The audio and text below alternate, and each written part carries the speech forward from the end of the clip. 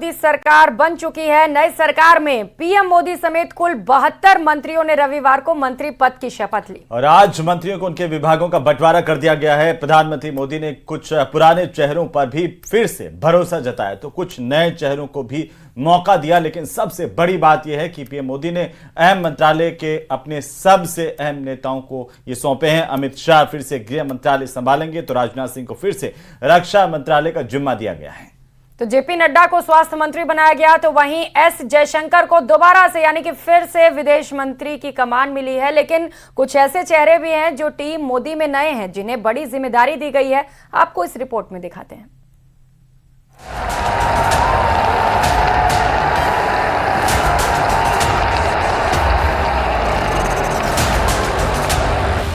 मैं नरेंद्र दामोदर दास मोदी की टीम में सबकी भागीदारी के साथ अब सबको जिम्मेदारी मिल चुकी है। मोदी मंत्रिमंडल में विभागों का बंटवारा हो चुका है और कद के हिसाब से मंत्रियों को कमान सौंपी जा चुकी है। अपने तीसरे कार्यकाल में सबसे बड़े टारगेट भारत को तीसरी अर्थव्यवस्था बनाने के लिए पीएम मोदी ने जिम्मेदारी के हिसाब से मंत्रियों का चयन किया है और करीब करीब पुराने चेहरों पर ही नया दांव खेला है। अमित शाह फिर गृह मंत्री बनाए गए, राजनाथ सिंह फिर रक्षा मंत्री बनाए गए, जेपी नड्डा स्वास्थ्य मंत्री बनाए गए, निर्मला सीतारमण वित्त मंत्री बनी रहेंगी, एस जयशंकर को विदेश मंत्रालय दिया गया, नितिन गडकरी को सड़क परिवहन मंत्रालय, अश्विनी वैष्णव को रेल और सूचना प्रसारण मंत्री बनाया गया, धर्मेंद्र प्रधान को शिक्षा मंत्रालय दिया गया। मोदी के मंत्रिमंडल की तस्वीर हूबहू पहले जैसी है। हालांकि कुछ चेहरे ऐसे भी हैं जिन्हें पहली बार मोदी कैबिनेट में जगह मिली है।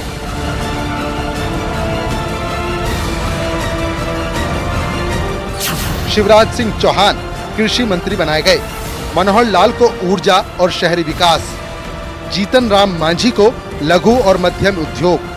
मोदी की नई टीम बिल्कुल बैलेंस है। जहां कुछ विभागों के मंत्री बदले हैं तो कुछ को अलग जिम्मेदारी दी है।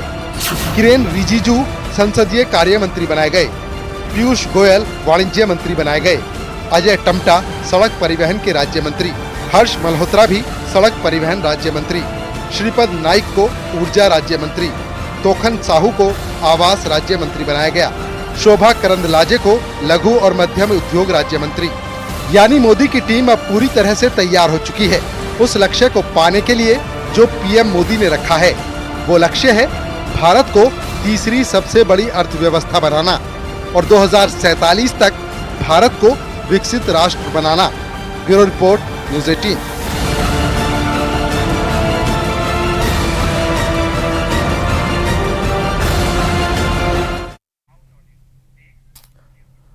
तो वहीं नरेंद्र मोदी लगातार तीसरी बार देश के प्रधानमंत्री बन चुके हैं और शपथ लेते ही पीएम मोदी का पहला फैसला चौंकाने वाला रहा। अपने तीसरे कार्यकाल में पदभार संभालते ही पीएम मोदी ने किसान सम्मान निधि की 17वीं किस्त भी जारी कर दी और इससे 9 करोड़ से ज्यादा किसानों को फायदा होगा और करीब 20,000 करोड़ रुपए किसानों में बांटे जाएंगे। तो वहीं पीएम मोदी का दूसरा सबसे बड़ा फैसला यह है कि पीएम आवास के तहत अब 3 करोड़ अतिरिक्त घर दिए जाएंगे।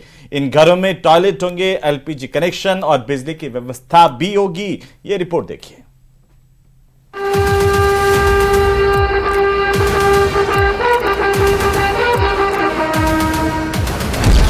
मैं नरेंद्र दामोदर दास मोदी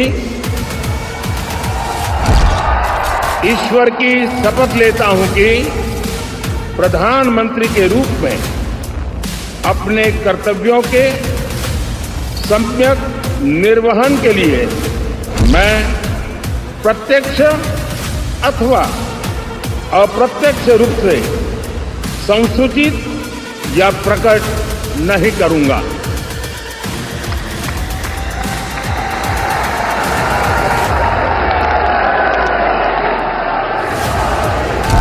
नरेंद्र मोदी प्रधानमंत्री पद की शपथ लेने के बाद एक्शन में आ चुके हैं। मोदी ने प्रधानमंत्री कार्यालय पहुंचकर अपना कार्यभार संभाला और अपना पहला आदेश जारी कर दिया। उन्होंने जिस पहली फाइल पर साइन किया वो किसानों को खुश करने वाला है। पीएम मोदी ने सबसे पहले किसानों से जुड़ी पहली फाइल साइन की।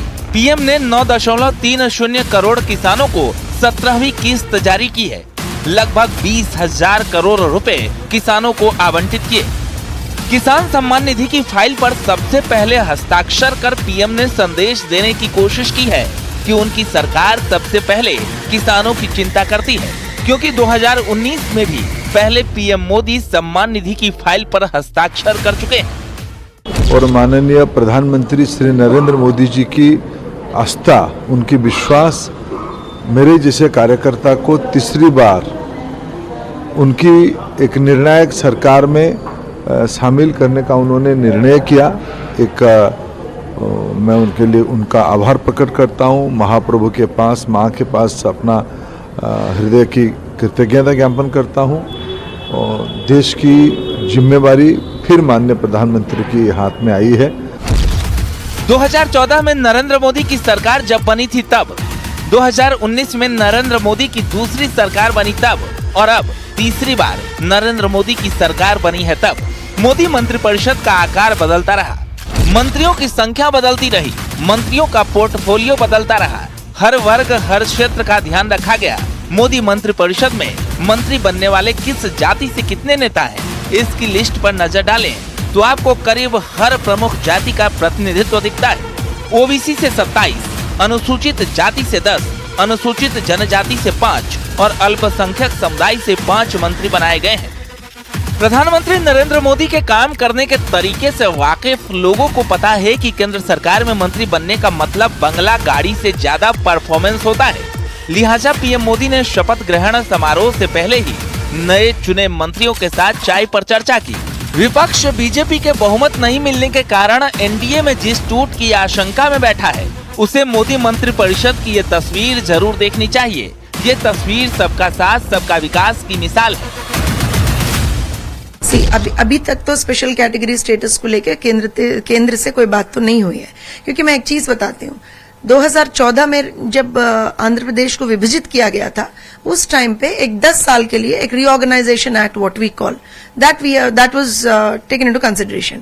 उसके लिए तो बहुत सारे, खाली स्पेशल कैटेगरी स्टेटस ने, बहुत सारी चीजें ऐसी हैं जो अभी भी पेंडिंग है। जैसे हम लोग पोलवरम की बात लें या फिर capital for the state of Andhra Pradesh की अमरावती की बात करें, तो बहुत सारी चीजें अभी पेंडिंग है। तो शायद इन चीजों पे अभी हमारी इम्पोर्टेंस पे, हमारे तरफ से एक इम्पोर्टेंस भी ज्यादा रहेगा और हमारी तरफ से हम उन चीजों को पहले हासिल करना चाहेंगे। पीएम मोदी ने मंत्रियों से साफ कर दिया है कि 100 दिन के रोड मैप को लागू करना और पेंडिंग योजनाओं को भी पूरा करना है। उन्होंने कह दिया है जिसके पास जो विभाग होगा उसके कामों को जल्द से जल्द पूरा करना होगा और अपने टारगेट की चिंता करनी है। यानी पीएम मोदी तीसरी बार शपथ लेने के बाद 100 दिन के एजेंडे पर आगे बढ़ चुके हैं, जिसमें सबसे पहले उन्होंने किसानों की फाइल पर साइन किए। Bureau report, news 18।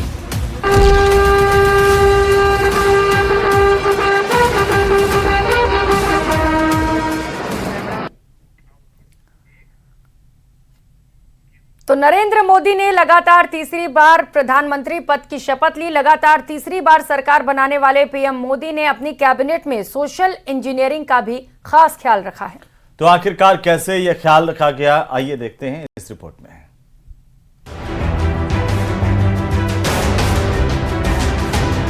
मैं नरेंद्र दामोदर दास मोदी 9 जून 2024 की तारीख देश के इतिहास में स्वर्णिम अक्षरों में दर्ज हो गई। संविधान के प्रति सच्ची श्रद्धा और निष्ठा रखूंगा। नरेंद्र मोदी ने इसी दिन तीसरी बार देश के प्रधानमंत्री पद की शपथ ली। 1962 के बाद लगातार तीसरी बार देश का प्रधानमंत्री बनकर नरेंद्र मोदी ने इतिहास रच दिया।